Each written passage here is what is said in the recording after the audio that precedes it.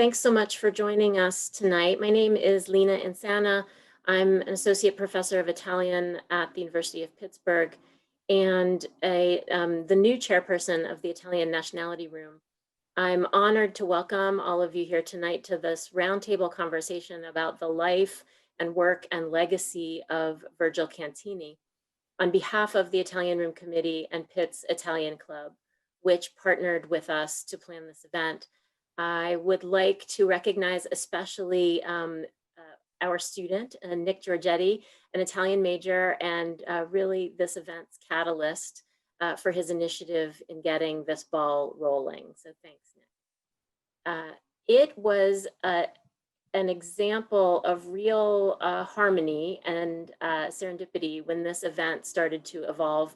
I've always thought of the Nationality Room as a public space whose elements were carefully chosen to reflect how a particular community, that is Italian immigrants of Pittsburgh and their children during the 1930s and 40s, wanted to be seen and inscribed in the larger communities of the University of Pittsburgh and the city of Pittsburgh. So I was delighted when the opportunity came up for this committee to highlight the life and work of an Italian immigrant to the city by way of West Virginia, who was so committed to the marriage of art and public space. And that was Virgil Cantini. Tonight's roundtable features Mr. Cantini's daughter, grandson, and scholars of his work, whom I thank for their generosity with their time and resources. So without further ado, let me welcome Lisa Cantini Segwin, who has an AB from Vassar College in art history and an MFA in film and television production. She's an Emmy Award-winning television and film producer and spent almost 3 decades as a producer for WQED television, and numerous corporations, PR firms, and ad agencies. In 2001, she began teaching media and television production courses as an adjunct professor at Robert Morris University and Grove City College, where she was eventually hired as a full-time associate professor in the communication studies department. She retired in 2015 and currently lives in Pittsburgh with her husband. Andy Segwin is a grandson of Virgil Cantini and now lives in New York City. He is a poet and artist and the author of The Room in Which I Work and Black Anecdote. As an editor and co-translator, he has helped complete the first French edition of Joseph Albert's Poems and Drawings, forthcoming in 2021. He returns to Pittsburgh as often as he can. Melissa Marinero is the director of the Italian American program at the Senator John Heinz History Center. She has a BFA in photography from Columbia College Chicago and an MA in art history from Savannah College of Art and Design. She has worked in the museum field since 2008 and specializes in immigration history, visual and material culture, and 20th century American history. She's the author of Highlights of the Italian American Collection, Western Pennsylvania Stories, and a regular contributor to Western Pennsylvania History Magazine. And finally, Brittany Riley is the executive director of the Irving and Aranel DeRoy Gruber Foundation, where she manages and curates a collection of works by the late female sculptor DeRoy Gruber. She sits on the board of directors of Preservation Pittsburgh and chairs the organization's Modern Committee, advocating for modernist architecture and public art in the region, especially where they overlap, and conducting tours of both. Consultant to a range of contemporary and recently historic art installations, collections, and projects, she worked on the Carnegie International 57th edition in 2018 and has been directly involved in the collaborative process of relocating Virgil Cantini's 1964 large-scale mosaics since they were first threatened in 2017. Brittany's resulting research and writing on Virgil Cantini has been focused on the artist's works in predominantly public settings throughout Pittsburgh. Each of our panelists will contribute their own comments about Virgil Cantini's life, work, and legacy before entering into a more general conversation. To our guests, please don't be shy about putting your comments and questions in the Q&A. We will collect them at the end when the panelists can address them together. So welcome to everybody, to our panelists and to our guests. And Lisa and Andy, please, why don't you get us started? Okay. We shall. Thanks, Lena, and thanks, Nick, for bringing us all together, and Brittany and Melissa for being here with us. So let me get right into it.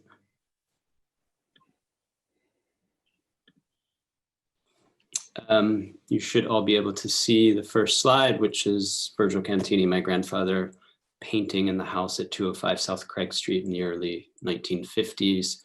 And when we were invited to do this, my mother and I thought, well, what could we contribute as family members? Many of you in the Pittsburgh community or who have visited it can see the public art, but you might not know just how much art he made in the private sphere. And that's what we'd like to speak about today. The photo that you see on your left is of my dad and his youngest brother, Andy. My dad is the little boy on the right. We think the photograph may have been of him at around age 12. There were no dates on it whatsoever. But I think I should tell you a little bit about his beginnings. He was born in 1919 in the Abruzzo region of Italy in a town called Pietrancieri. He was one of 7 children. There were 4 boys and 3 girls in the family. And as it was, the village was agricultural, a more rural town, mountains, lots of streams, rocks to climb on. And as a boy, he did his fair share of jumping through streams, climbing trees, and riding goats. His father was a merchant. His mother stayed home, baked bread, took care of the children, and had a bountiful garden. As an 8-year-old, my father was apprenticed to a stonemason. And I think he always says that is where he began his love of the arts. Whatever that stonemason had taught him as a young child, he carried with him through his later years and as an artist. In the mid-1920s, when Mussolini came into power in Italy, his father recognized that things were beginning to change, and he feared that Mussolini was going to conscript all 12-year-old boys into his army. So he moved himself to the United States. He actually came to the Pittsburgh area, and in about 3 years, he set himself up as an import-export merchant. In 1929, he had saved up enough monies to bring his wife and 7 children to the US. So they left their village town and went to Genoa and took a ship to Ellis Island in New York City, where their father met them. And he relocated the entire family to Weirton, West Virginia. And he moved there because there was much need of unskilled labor in the mills. And he knew that the 2 older sons could find work and help contribute to the family finances. So my father and his younger brother went to a grade school in Weirton. And my dad always tells us they made fun of him because he didn't speak English and because he wore funny clothes. And my husband recalled that my dad told him they called him a spaghetti eater. And when he went to high school, he found that he was quite athletic in the field of football. And that is what enabled him to go to college. He was offered many college scholarships, both because of his grades and his football ability. And even at that point, Yale University was interested in him, but the college counselor at his high school said, "You can't go there. They're all blue bloods. You're an Italian immigrant." So even then there was discrimination up to immigrants who came to this country. So instead of Yale, he chose to go to Manhattan College in New York City, but he only stayed there 1 year because the art program wasn't enough for his interests. So he transferred to Carnegie Tech and both played football and was an art major there. After Tech, he eventually got his master's degree at the University of Pittsburgh in art history. taught at Shenley High School, and then eventually he got a job as a professor at the University of Pittsburgh. On the right is a plaster cast of my dad's face, probably done in his late 50s, early 60s. And this was an exercise that he did in his sculpture classes at the University of Pittsburgh. Every student had to help another student do it. So that was his way of showing the students what it would look like. Okay. And this is a photograph of my mom and my dad. And my mother also was a tech art student, and that is where they met and courted, and they were married for 62 years. On the left is the house where my parents lived for 62 years. The front part of the house was an addition that my parents put on the house. I believe it was in the mid 1950s. The original part of the house was from probably 1910, but my dad wanted to have more space for a studio, so that was on the second floor. And on the first floor was a gallery where he showed his artwork and sold some of his art. On the right-hand side is his second studio, which was originally a firehouse during Victorian times. And the first floor, almost where you see the garage doors, was where the horses came in and out and hauled the fire truck. I guess that's what they called it then. But in the back of it, you could still see the stables and the hay feeders that the horses had used. And there was a pole to the second floor, but my dad replaced it with steps when he began to use it. Next slide. Both of these are in his studio on South Craig Street, and Andy took these several days after my dad passed away. If you look on the left, the top photo on the left, on the back wall, he had welding materials, jewelry making, and it was filled, the entire studio was just filled with things, books, magazines, colors, knickknacks, whatever interested him, they were all over the place. And if you look against the back wall, you can see a small white face hanging on the wall, and that was the plaster figure that we showed you in a previous slide. On the right are his kilns, where he did enameling, and against the back wall, those are the jars that contain the enamel powders that he used to do that. Next slide. During World War II, my dad was in the Army. The Army had come to Carnegie Tech and recruited students to see the world. So my father and a lot of the art students that were his colleagues all signed up because they thought this was, you know, going to be a good way to see the world throughout. And my father kept a diary or two diaries. Andy has one, but the ones we have here at our home were all the photographs, not photographs, I should be saying, watercolors, oil paintings, and pen and ink drawings that he did from the time he went to boot camp, all through taking a ship to North Africa where he was stationed. The three images that you see here are all from North Africa. The two on the left are both watercolors, and the one on the right is an oil painting. And I think Andy has part of a diary that he wants to read a little bit from. Yeah, I thought I would just read from his service diary in North Africa. This is November 20th, 1943. So 77 years almost to the day. And he's writing to my grandmother, "Darling, I've been sleeping on 2 hard oak chairs in the Red Cross for the last 4 days. I decided to return here and change my stinky, filthy clothes. During the time of absence, I've worked at painting, doing carpentry work, and I walked all over Oran and did a few sketches." So that just goes to show you that even during his service time, he was constantly making art. Exactly. These are examples of small sculptures that my father did. These are cast aluminum. He had these installed on the roof of his studio in Pittsburgh. They now reside in my backyard in Pittsburgh.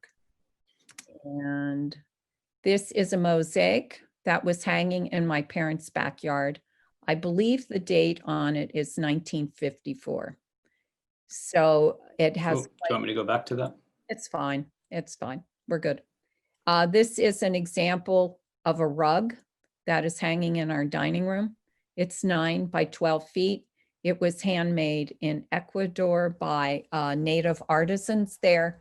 It is a complete copy of a painting that my dad had done that was approximately 11 inches by 18 inches. Every piece of yarn was dyed to match the exact colors of his painting. There are 6 in total, 3 designs, 2 of each, 2 hang in the Hillman Library. And this is one that is in the library currently. And what I would say is that one of my experiences of my grandfather's art was, for example, this rug and it being in our house and growing up eating breakfast, lunch, and dinner in front of it for many, many years. And it gave me the impression that no matter what, art was not something limited to museums, as did all of the jewelry he made.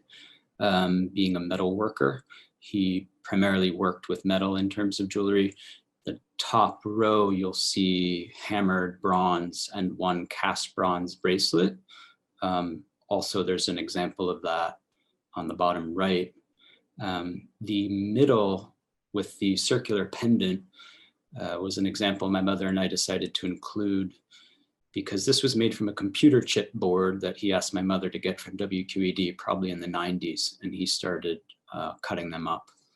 And in the top left, you will see an enameled box that he made for jewelry. And that was something that he and my grandmother, as my mom had mentioned, made all the time. And now these exist in our family. You know, all of the grandchildren have them and are able to pass them on and keep them being worn.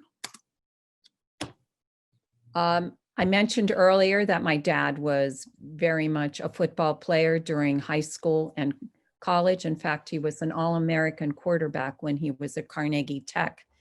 And all through growing up with him at home, every fall from August until January, my dad spent every weekend watching college and National Football League games. He was a friend of the Rooneys. And they asked him to create a football sculpture to be given out for their 50th anniversary. And on the left is one of the sculptures. This was a bronze sculpture. And there were at least 50 of these cast.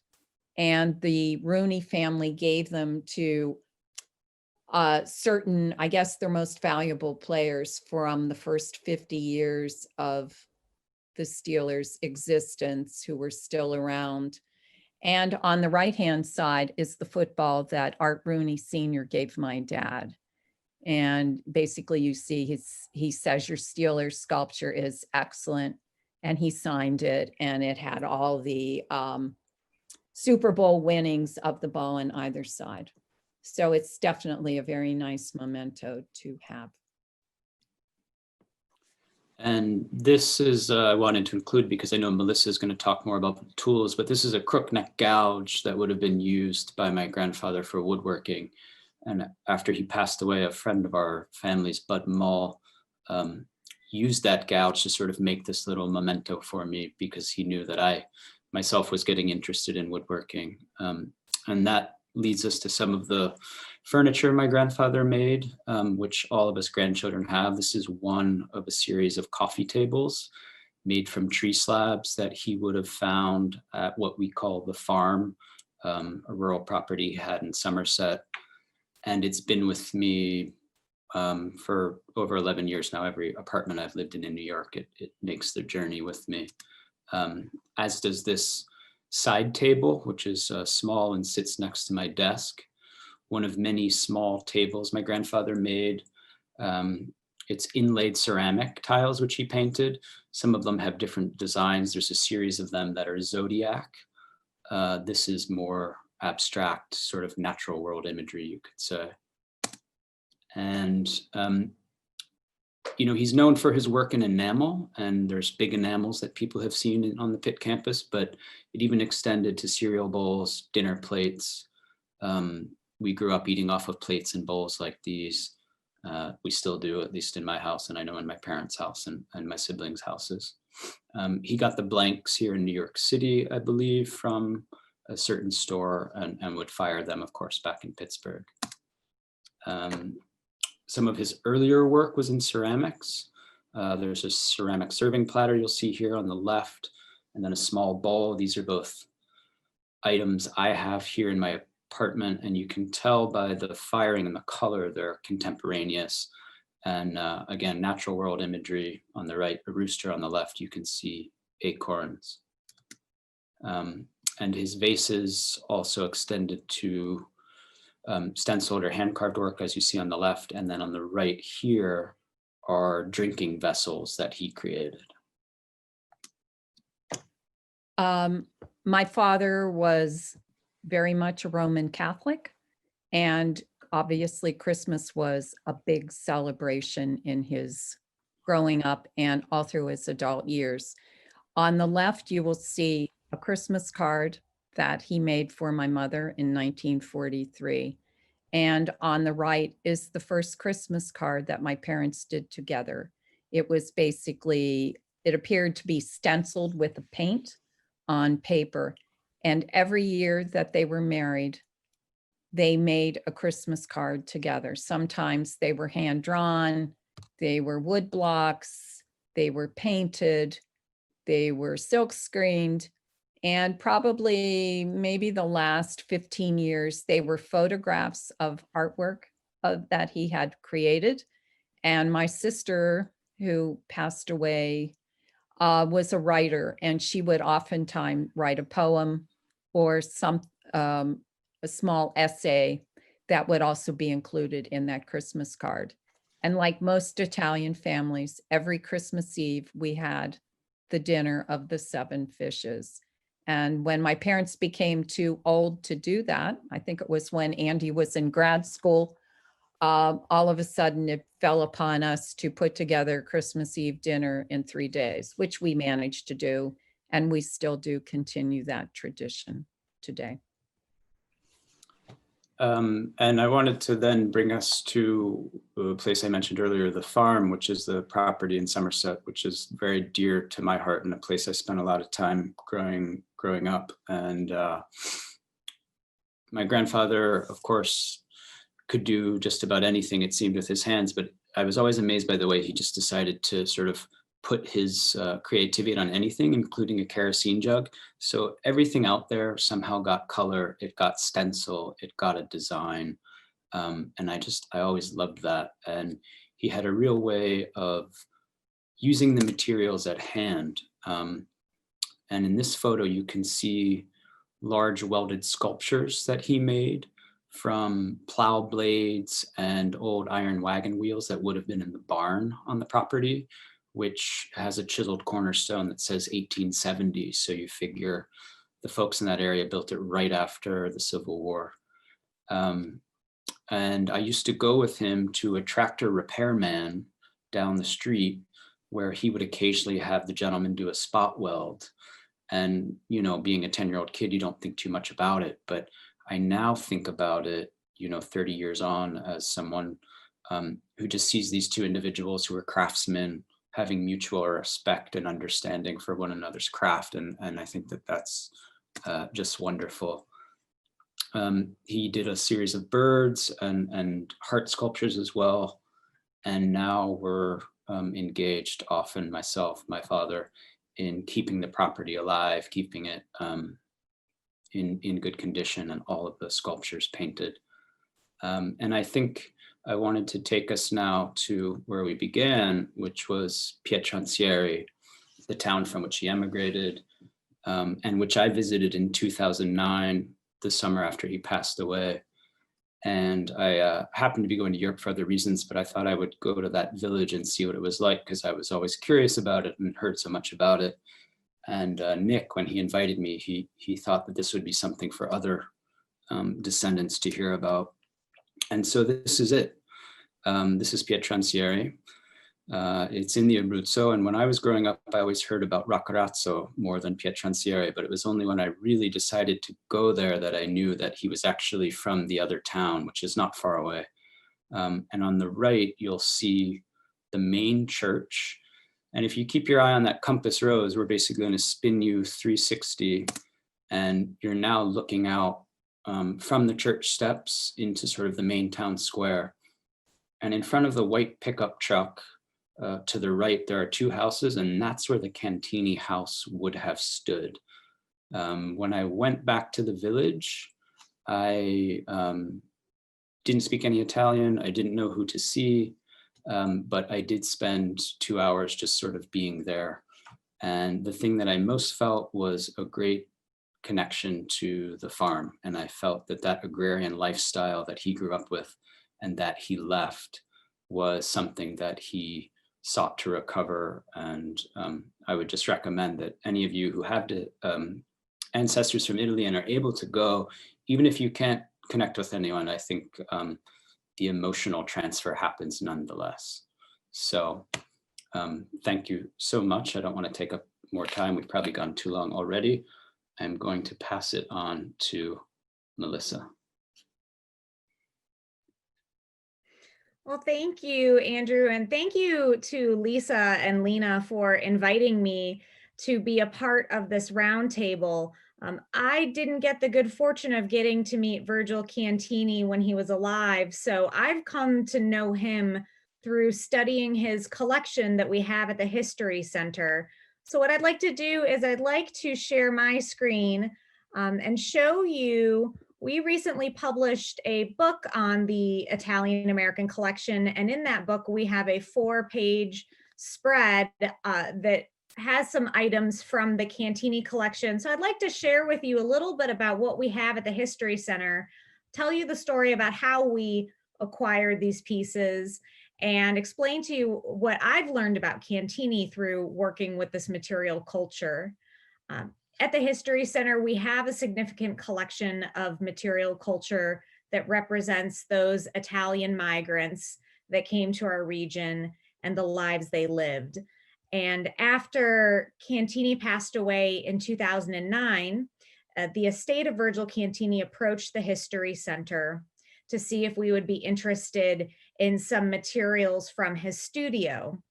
And what makes us a little different in the way we collect from an art museum is that our interest was in both the finished pieces and as well as the tools and materials that Cantini was using to create his work. So what you're looking at here on the first spread, you can see goggles and gloves that he would have worn when he was doing enamel work and metal smithing. We also have an image from the 50s of Cantini with his wife Lucille, and you can see them both at work in the studio. And the pictures that Lisa and Andrew shared of the studio gives you a good idea of what my colleagues encountered when they first came to the space and were making decisions about what types of things to take into the collection. So as I mentioned, we were as interested in process as we were in the final product. And I'm going to go to the next spread because here you'll see we have one of the kilns in the collection.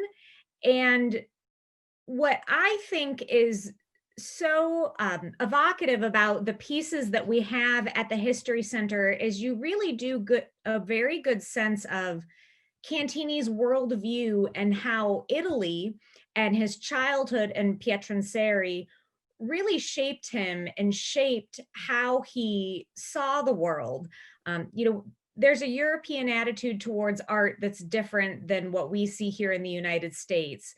And the humanities often are incorporated in education at the same importance as mathematics and sciences. So the kinds of education that people in Italy were receiving in Cantini's day, even during this period of fascism. They're learning about the importance of art. And so this idea of access to art is something that's ingrained as he's growing up in Italy. And then I also think a lot about material when I look at this collection, because what is so interesting to me is we see the use of material that is related to the old country, thinking about the stonework, the metal work, working with pure enamels and pigments. But as we start to look at the pieces, especially the ones being made in the 60s and 70s, where Cantini is exploring with non-traditional art making materials. And I think Andrew was getting at that, talking about his grandfather's desire to put designs and incorporate color into everyday objects. You can see where every type of material was considered a potential medium for creating art. Another thing that's so significant about what we have at the History Center beyond these objects that talk about the art making process and show the final product, we also have a significant collection of papers that are reflective of the research and the design work that went into these pieces prior to creation. And so if I go back to the first spread here, we can see a sketch in one of the notebooks. And we do have several sketchbooks, some correspondences. We do have a few World War II era pieces that show some of the sketching that Cantini was doing when he was on his transport to North Africa, as well as once he got to Iran, some sketches of the local markets, sketches of the training. And you can see him honing his craft. And he was an immaculate draftsman. But as you look at the graduation of his style and you follow him from his years at Carnegie Tech through the height of his career in the 60s and 70s, you can see where Cantini has the ability to act as a draftsman, but he's adopting his own style, which is really reflective of some of the trends that we see in the modern period. And that's something that my colleague Brittany will talk a little bit more about. But going back to one other thing I'd like to note that I have come to learn about Cantini through not just his work, but reading some of the press on him. He was a man about town, and many people in Pittsburgh knew of Cantini because he was often reported on in the press. He was doing public commissions, he was doing artwork for the city, and so he was a household name. And I think for those of you who grew up in Pittsburgh, you may be aware of the football years in the 40s. And when Cantini was in the paper, not because of his artistic efforts, but really because of his sports accomplishments. And one of the things that I always find kind of humorous when looking at some of these articles from 1940, 1941, is the journalists are surprised that someone with such athletic prowess can also be artistic, can have a skill for fine art. And when we were first in discussion about this roundtable, I had mentioned how in Italy, we never would have questioned the masculinity or the athleticism of a fine artist. In the United States, because arts and culture really in some communities is entirely separate from the culture of that communities. In America, it was seen as something that was novel, something that was worth noting in an article. And I point out this painting because I think it pairs so nicely with the bronze sculpture that Lisa shared, because you can see that Cantini's still working with the theme of athletics with his interest in the human body.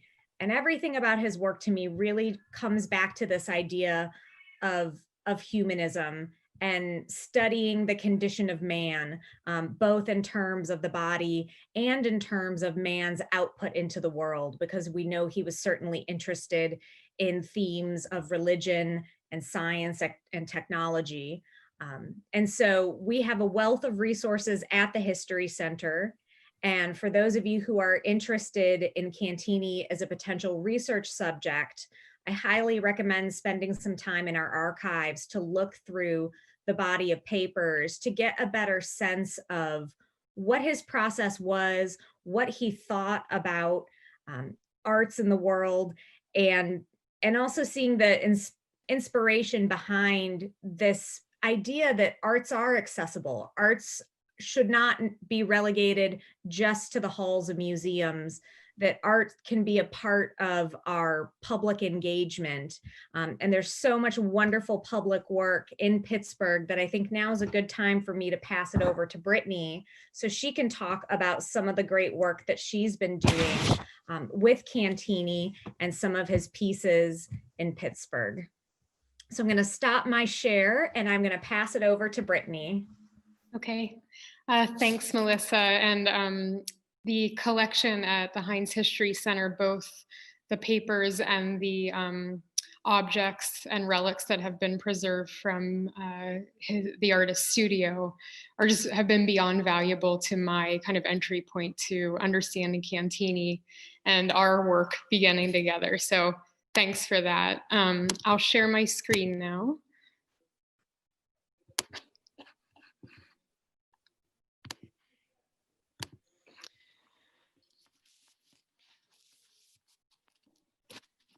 Oh, thanks everyone. I'm so thrilled to just be a part of this conversation.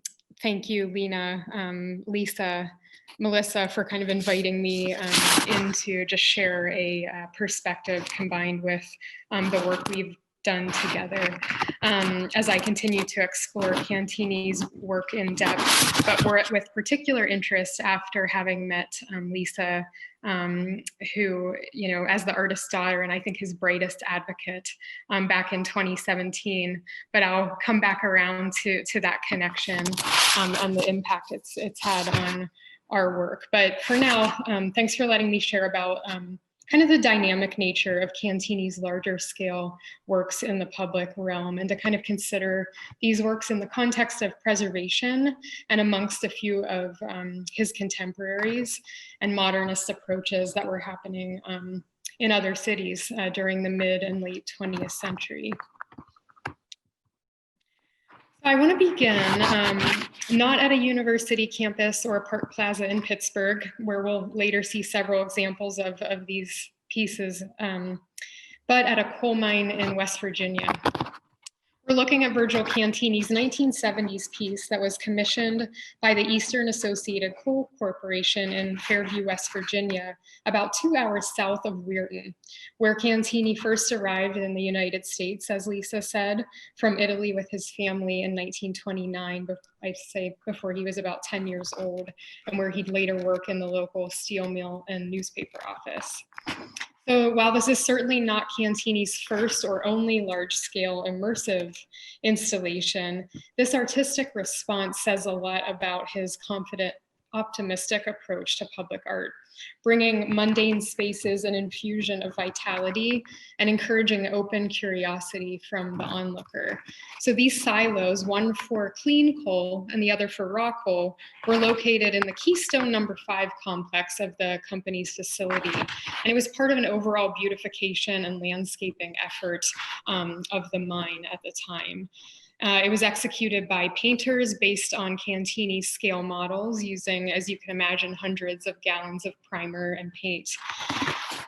In an article on Cantini, our colleague Holden, whose forthcoming article will be shared in the resources, quoted the artist as expressing to his father about nearby Weirton, their then new home, quote, something like, "Why would you bring me to a town like this? I was born in a village, I had sunshine every morning, and suddenly I'm in a town, all I see is smoke every day." So also, taking in, absorbing Andrew's description of Cantini's upbringing and that kind of setting, I'm imagining, you know, what a contrast into a location like this and then Pittsburgh was. You know, and just keeping in mind that color and its power to engage and energize kind of combined with, I think, Cantini's keen awareness of industrial histories and materials were just immensely important to his visual lexicon. And I think this multicolor mural upon coal silos serves as an exemplary project where he applied, quote, bright, intense, but related colors that convey a feeling of happiness. I'd say there's at least 5 hues: orange, blacks, lavender, dark red, and the geometric forms kind of emphasize the structure's verticality. And it both cuts through, but connects to the setting all at once. The more I look at it, the triangular motifs kind of mimic the ramps and pipes in the back, and even the kind of modified landscape that's in the back. So that these remain is unlikely, but it's about an 1.5-hour drive from Pittsburgh, so I intend on checking soon. You know, and during his time then in Pittsburgh, Cantini would have encountered no less amounts of lingering smoke and somewhat gloomy atmospheres. So color remained a close collaborator along with that appetite for an exchange with the regional industrial histories and during a modern era urban renewal, which was, as Melissa touched on, often expressed through materials like Corten steel or glass from Western Pennsylvania, along with more kind of age-old materials like enamels and other metals. So far from being a city center, I've often pondered at the very different public nature of this installation versus one that's located in a busy urban center, like this next example. You know, in the previous installation, I think because of its significant scale and its integrated application onto an existing infrastructure, really, I find it the most comparable to the artist public piece that I've become most familiar with the past few years, that being his Mosaic Tunnel, which was conceptualized and crafted by the artist during 1963 and installed in 64, a commission from the Urban Redevelopment Authority for an artwork to be integrated into a 60-foot long pedestrian tunnel. So, you know, there's an important difference between movable sculpture or panels, say, that happen to be anchored to a plaza or hung in a mezzanine wall. Those artist commissions often, I think, search for a relationship for their site, or one is crafted, or there might be a dedication somehow. And those are no less important, but, you know, I think these immersive examples in Weirton and here in downtown Pittsburgh, they really physically relate to and are influenced by their site and setting on a really kind of complex and intriguing level. So while I play this kind of short video, which gives you a sense of walking through the mosaic where it was originally installed, I'll just read a little bit of a description. Oops.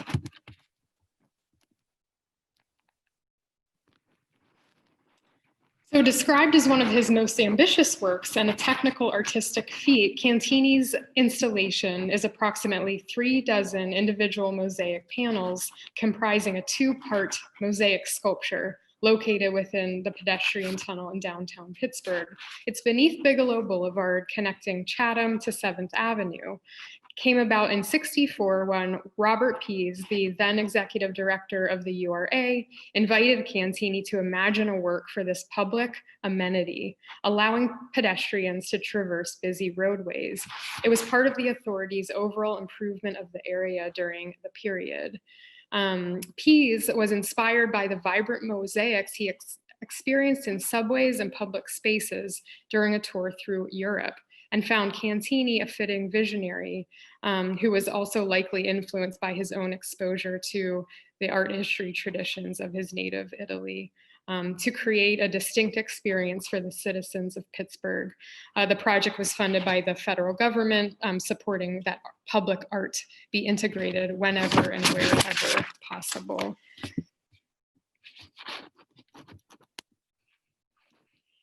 So this mosaic really exemplifies Cantini's desire for his work to be encountered freely in the public realm and his ability to execute a composition at such a scale and in quite a particular context.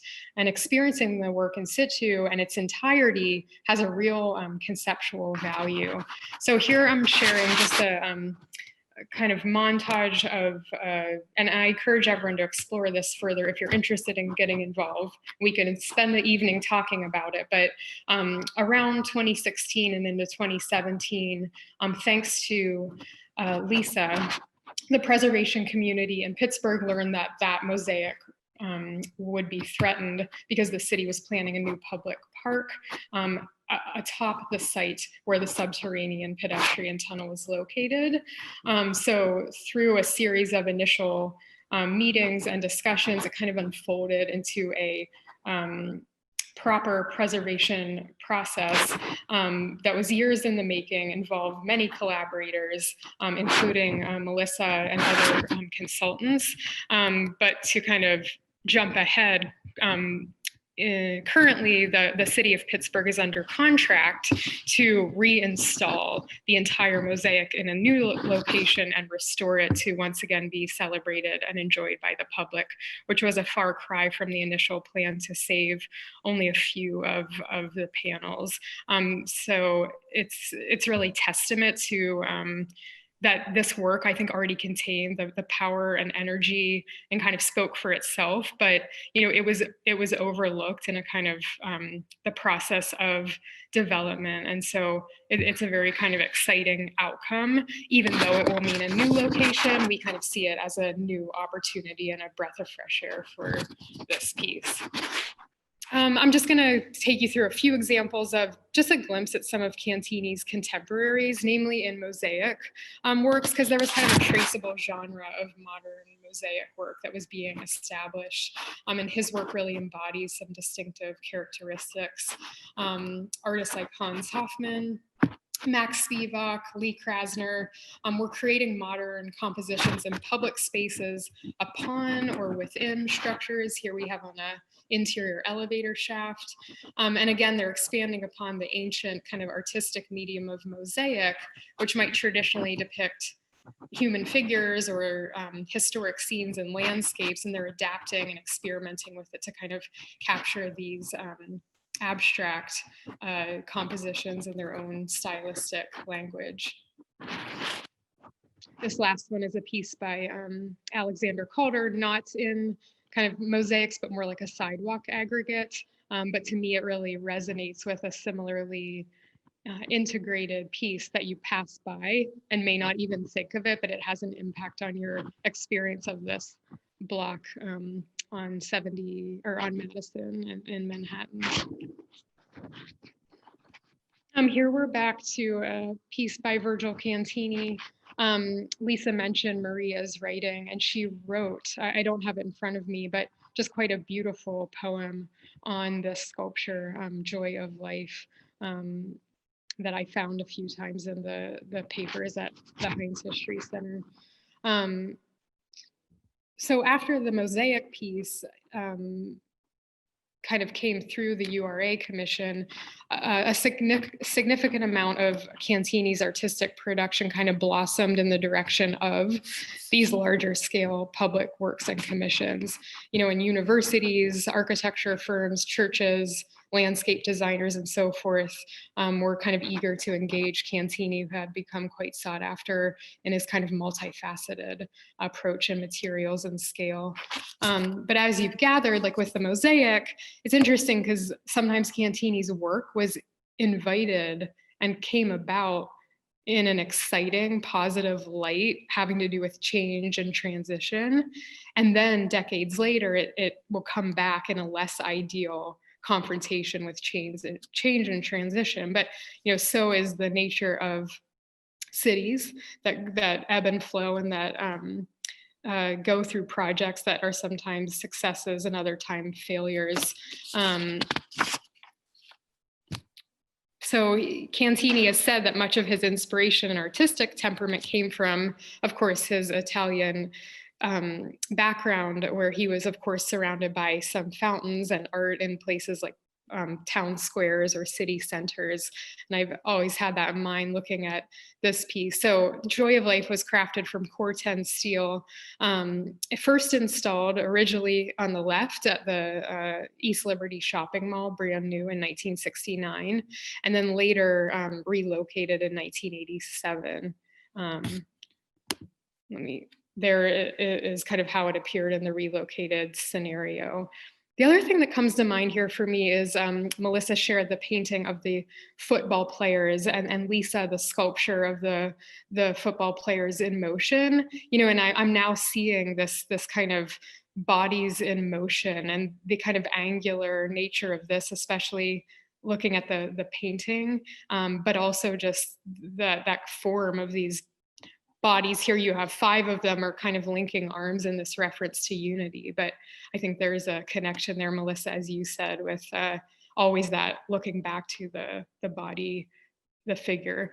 And I just want to mention that Cantini was such an advocate for public art, quite involved, you know, and he made his, especially with public pieces for himself and sometimes others, and made his ethics with that quite clear, putting them in practice. So, for example, he was very involved with the relocation of this. He sat on the art commission for a time, and were involved in other entities with public arts. But, you know, as you can see, and it's another conversation, but there was a bit lost in translation here, especially around the base of the fountain and how the height and water kind of interact with the main part of the sculpture. Despite his involvement, some compromises were necessary. Preservation Pittsburgh is beginning to look at this as a potential for kind of or ongoing research and maybe eventually a nomination of sorts. It's just a complex one because of how much it's changed. So I'll go a little quickly through some works on Pitt's campus. Earlier we saw the tapestry rug that Lisa mentions hanging in Hillman. So here's a great image of a group kind of viewing that, one of 2. The other one is just on to the right of it during one of our walking tours. And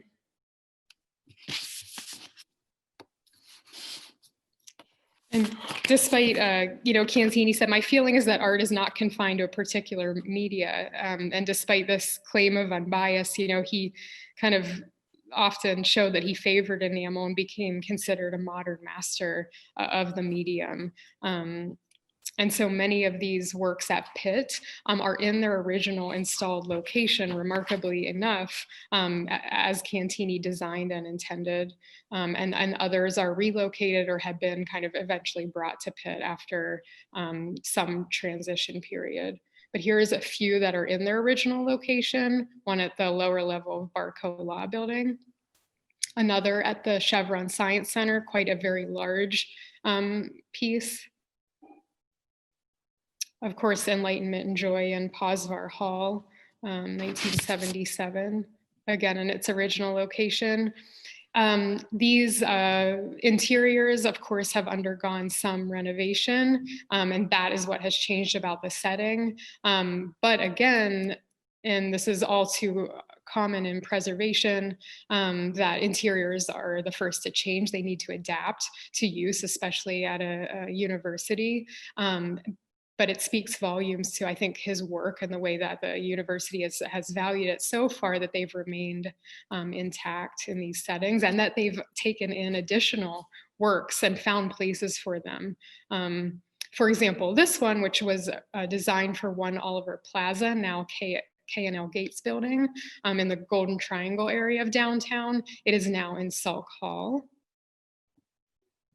Or this piece, which was installed at the Joseph Horn department store and then transferred to Posvar Hall.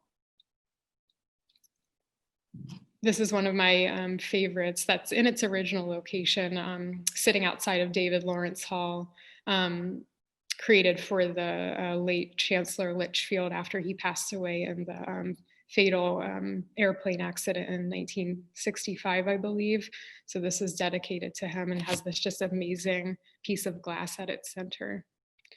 And I'll end on this one. I'm just sharing this study for a sculpture because it's always appealed to me.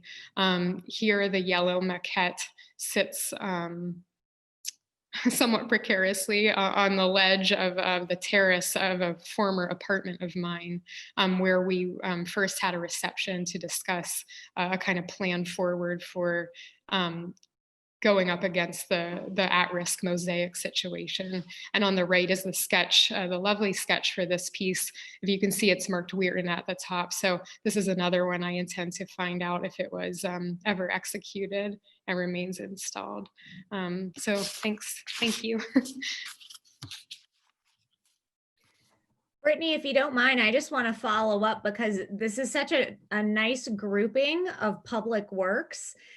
And when you consider them all together, it's easy to see how the layman might think that Cantini is only versed in either metal or enamel, because that is typically what we encounter in the public spaces. And I think that when we encountered the discussions in 2016, 2017, a lot of our work as consulting party was trying to inform people of how well versed Cantini was in mediums besides metal and enamel. And I know that that was a big role that the collection played, was in order to demonstrate, especially to the city, to show this is not the case. It is here.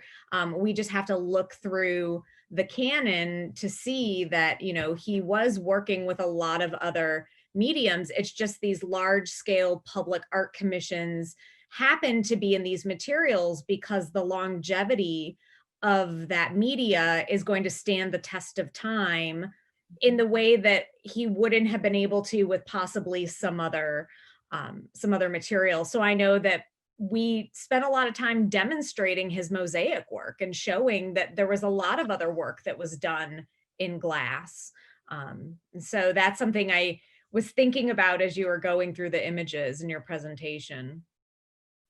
Absolutely, and why coming upon something like even the tapestry rugs in Hillman, while they are hangable pieces and versatile in their even practical use or hung as an art piece, it is just so enriching, to thinking about the collection at Pitt and just his range, in that he, I think about scale and how he's, even on that last image of the model, and he's really pushing his boundaries of, okay, we have, working in metal from something as small as jewelry to as large as a, larger than human scale sculpture, or to these tiny mosaics compositions to something as large as a tunnel. And jewelry, metal and jewelry, and to then, so, and then he's asking his materials to also push along with him, and yeah, it's just, it's satisfying range.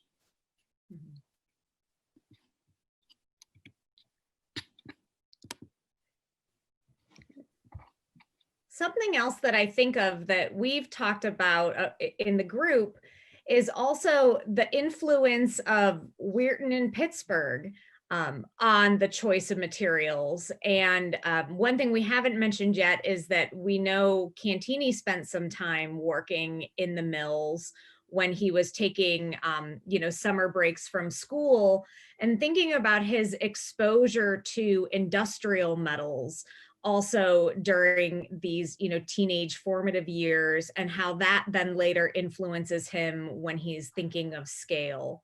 And that's something that I think is such an interesting marriage in the materials we see him working with, because he was, like his modernist peers, pushing the boundaries of what can he use in his art making. And I can really see where being in this part of Appalachia is influencing him to look in those areas that he might have not looked at if he were living in a different part of the United States and not having these experiences of being exposed to industry and the, you know, the smoky landscapes. Because as you described his reaction, Lisa, that's a reaction a lot of especially children migrants had, because in many cases, even if it was before the war, their childhoods were fairly idyllic in the sense that they had open land, they had family caring for them. They were sort of removed from some of the politics of what was going on in Italy at the time. And so he wasn't the only one to have that rude awakening of, why did you take me to this place? Also, Andy said something about you're in thinking about the land at Somerset and noticing in some of the sculptures this notion of using the materials at hand. You know, there's almost this, I might say, folk art aspect to also his range with that, which is quite handmade, in kind of modifying or becoming inventive with that which you have at hand, but also quite sophisticated fabrication. You know, he would end up working with some fabricators to machine quite precise work as well. So I love that and everything in between. You know, even talking to some conservator friends about the Mosaic work, her approach to thinking on its conservation was from a folk art aspect, in that it was made by hand and had to be treated as such. You know, and then off the top of my head, even Man, which is installed on the facade at Pitt, you know, on the other hand, was quite precisely planned and machined. So there's something in there too that I think reflects his range and approach to materials, and from studio practice through until a commission that may have been a little bit less hands-on. Mm-hmm.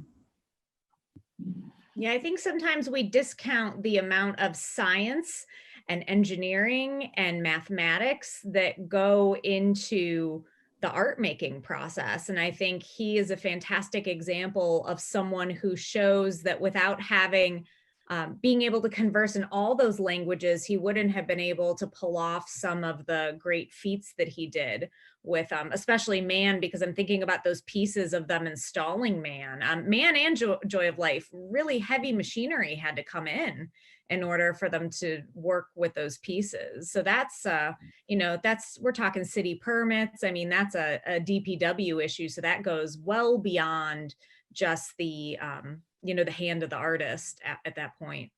Certainly. At one point we had a interview and kind of a Q&A with one of the fabricators of the facility that produced and cut and prepared the Corten still pieces for Joy of Life. And the conversation was a lot more fun than I thought, because he described Cantini was just there, you know, every day, really involved, really hands-on with overseeing and making adjustments to those pieces. So though the hard to handle, heavy, complex Corten still, I still like that level of involvement, and will love to see it someday again with the kind of jagged surround that's supposed to be there. Mm-hmm. I just wanted to make sure that we got to some of the, there's a question in the chat and a few questions maybe now in the Q&A. So let me just make sure that I drop these into the conversation. One of our former students writes that he spent many a weekend, this is David Nascari, many a weekend in Hillman as an undergraduate, and always loved when he found a spot facing the rug that is on the wall that you've been talking about. So he thanks all of you for sharing that particular piece and your comments on that piece. And we had a question from our colleague Laura Roberto, who is commenting on the domestic embellished and decorated items that Lisa and Andy have brought to the table. That's more of a comment than a question, but I'm curious about the mix of energy between the commissioned works, the large scale monumental pieces, and time spent dedicated to more domestic pieces that were for family use or his own use. I'm wondering if maybe some of you could speak to that. I would have to say that my dad was always making art. And if it was enameling bowls that he bought at a Japanese store in New York City to make cereal bowls and plates, that is what he did.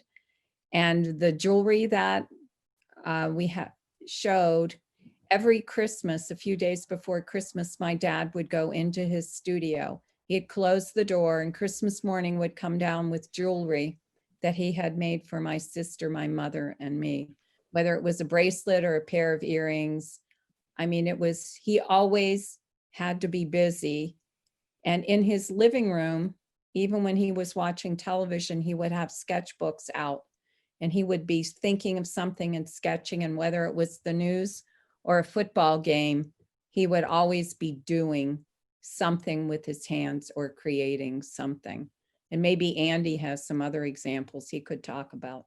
Yeah, I mean, I think that was exactly my experience, both in Pittsburgh in the house. He'd stop by, we were doing homework.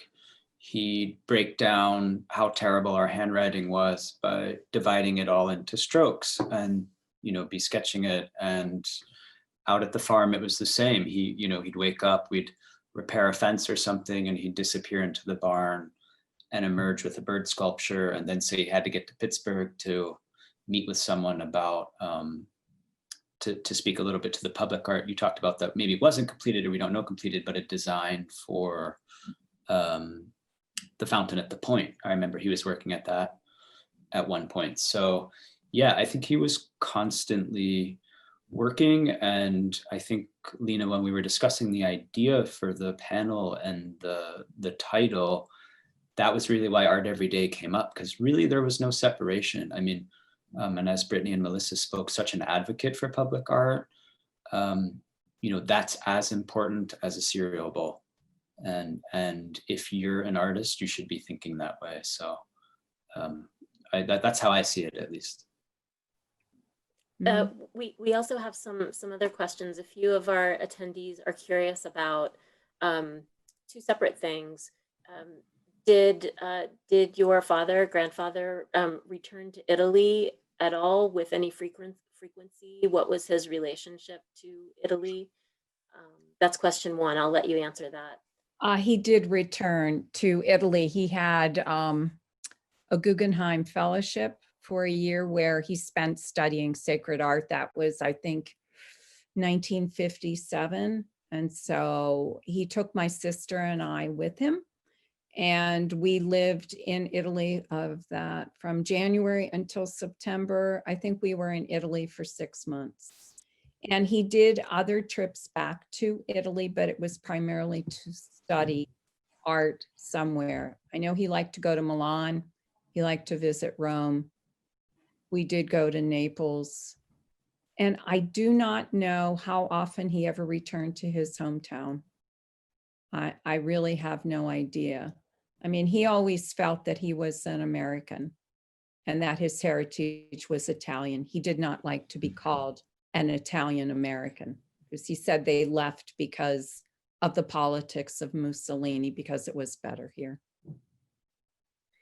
Something interesting that I think a lot of people from Bloomfield are aware of, this connection with Pietrancieri. But during the war, there was a really horrific event that happened there where as the Allied troops were advancing north through the peninsula of Italy, unfortunately, the Germans, who had stationed themselves in parts of Molise and Abruzzo, they were trying to make sure that people in the villages couldn't communicate information to the Allied forces. And so Pietrancieri was one of the villages, and unfortunately, where civilians were targeted. And because the Germans knew there were so many connections to America, they knew there were people in that village who could speak English. So there was a massacre of folks from that village that a lot of our Bloomfield Italian Americans have connections to those families that were directly impacted. And I know that in the past they've done memorial celebrations. So I always think about how when the Cantini family left, you know, they literally dodged a bullet leaving at the time that they did, because where they were situated in the valley was one of the places where civilians had some of the worst experiences during the war years because of the fighting that was happening between the Allied and Axis forces. Mm-hmm. Interesting. Thanks for sharing that, Melissa. I wasn't aware of that episode. That's really interesting. Let me just put on the table one other question, which is beyond Western Pennsylvania. Did Virgil Cantini do work beyond this region, and if so, where? Larger scale installations beyond Western PA, West Virginia. I don't believe so. That he, some of the artwork that he did create here has been moved to different cities. He used to do quite a bit of sacred art for Catholic churches and other Christian churches. And I know that some was moved to the Archdiocese of Washington, D.C., and I'm not sure which cathedral it's in. But I think it was a whole set of Stations of the Cross that was relocated there. And many of his enamels are with an enamel arts foundation out on the West Coast in Los Angeles. And they have a gallery, and they also do rotating exhibits around the country. And they have published a book. And they came here to Pittsburgh, and I met with the two founders. And they took 3 large panels with them. I would like to ask, these are both very tough questions, but did he have a favorite piece that he was just exceptionally proud of? And did he have one medium out of the very many types that he liked more? Favorite piece? I don't know. Andy, do you have any? Or like maybe 2, 3? Well, I don't know. I honestly, Nick, I'm not sure, but someone asked a question about Taurus, the large rug, and that same rug also hung over his couch at 205 South Craig. And so all the years of visiting them there, he was always sitting in front of that piece. So on some level, I feel like if he wanted it, surrounding him, maybe he had a particular love for it, but I don't know for sure. Yeah, I don't know. And mediums, I would say, I think enamel. I think enamel was his great love. I mean, that's what I got from talking to him about working in that way. I think I would also say enameling. I think that was what he enjoyed the most, and he experimented the most with it. Because he loved color. I mean, that's something I recall. He just absolutely loved color. And the enamels, when he would tell me about, he designed some of the kilns so he could fire pieces flat. And he absolutely just loved the colors that he could get from the glossiness of the fusion of the heat on the steel. So, yeah. And in the collection, we did take some of the enamel samples where you could see him experimenting with the hues and with the saturation.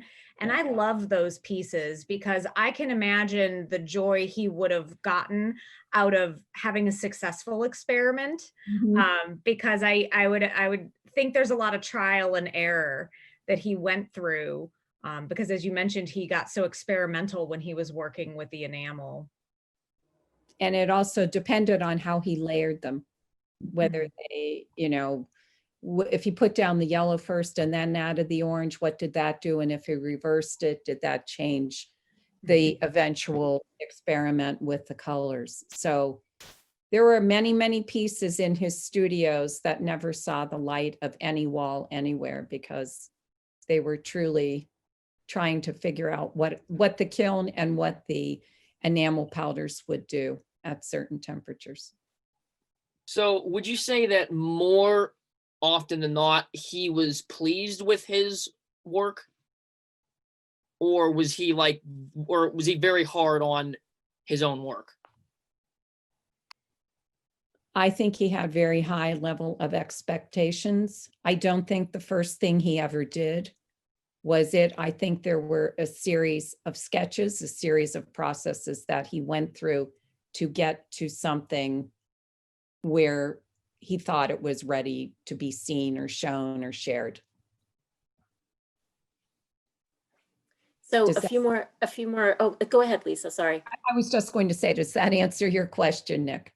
Yes. Thank you. Sure. A few more questions from other attendees. One question is, Brittany addressed some affinities between Cantini and other contemporary artists, but were there artists that he really loved and appreciated, that he saw as influential in his own work, or that he followed or was in dialogue with, in his own view? I think he really enjoyed Picasso. In his collection of books, he had numerous books of Picasso all around him. And I think Matisse perhaps was another one that interested him. I'm just mentally going through some of the books that he had in the house. There were always quite a few of sacred art. I mean, from medieval times to, through the Renaissance, he loved to look at how different artists take the nativity throughout time. And I think that gave him some inspiration. I mean, he was definitely a museum goer. When I was a child and we were on his Guggenheim, I can remember my sister and I saying, we were 5 and 7 years old at the time, oh, do we have to go to another church or museum today? All we wanted to do was go to the Italian circus in Rome, but that wasn't part of his plan. So one after the other, whether it was the Uffizi or in the Louvre in Paris, we trekked along and saw whatever he wanted us to see. Andy, can you think of any artists that you think he liked? Yeah, I mean, I think definitely those two, because I think some of his work, you can see the influence of Matisse and Picasso for sure, the colors and the forms. And then I'm trying to think, I think he loved El Greco, if I recall. Mm. I Yeah. remember seeing books on his shelf, but I can't say I ever had a conversation with him about that. Right. Yeah, based on looking at his collection, I would have guessed sacred art because he has so many meditations on Christ crucified, the Virgin Mary. We have in the collection a really nice relief he did of the Last Supper. And I always think of that as just being the quintessential piece you would find in a Catholic home. But Right. you can see where it's stylized with more of that angular form. The figures are elongated. And so it doesn't surprise me that he would have been interested in looking at sacred art from many different time periods, because thinking about the way the body changes in the depiction of religious art over the course of centuries. And, maybe just to add two things to that, I think that interest in art went beyond the visual. For example, there's the crosses, I think you showed, Melissa, in the collection. But when I was a student at St. Edmund's Academy, there were these crosses that were carried in the chapel, and he refashioned them probably when I was in 6th grade. So he even was interested in making things like that, sort of part of the wares for the church. And I remember having a conversation with him about St. Paul's Cathedral on 5th Avenue and how he was upset that they had planted trees on the side of the church, because the trees would then block the sunlight and it would ruin the grout and the masonry. And I thought of that when I was in Pietrancieri, because if you notice that church, if you can recall the image, you'll see this in Europe. I mean, they're generally in squares and there's no landscaping around them. And, not necessarily an aesthetic decision, but the decision of people that for centuries have been building with stone, and which a lot of us in the US we didn't grow up with. So that's something I've thought about over time. I wanted to mention just a few more things. The chat and the Q&A are filled with mentions of Cantini's appearance on Mr. Rogers' Neighborhood. Right. So folks are sharing that link to, I guess, snippets of that, or maybe that entire visit in one of Mr. Rogers' first episodes. We have the small sculptures he made out of the nails in our living room. Oh, that's great. Oh, that's so neat. That's great. And then another question actually about Lisa, your mom, Lucille, and you've mentioned that she was an artist as well, and that there's a question about her her life as an artist and any She did pieces enameling. that she may have produced. She made jewelry and she made bowls that were maybe this big. They were usually commissioned. So somebody would want a special bowl for someone getting married and they would have all these interests. And so she would make a design to sort of meld the interests of the bride and the groom, or somebody celebrating a 50th anniversary. She made earrings, she made pins, pendants, but she always worked in enamels, and she also loved flowers. And she had many, many notebooks filled with the flowers that she painted or used watercolors, crayons, markers that she did at their farm in Somerset, flowers that she had planted.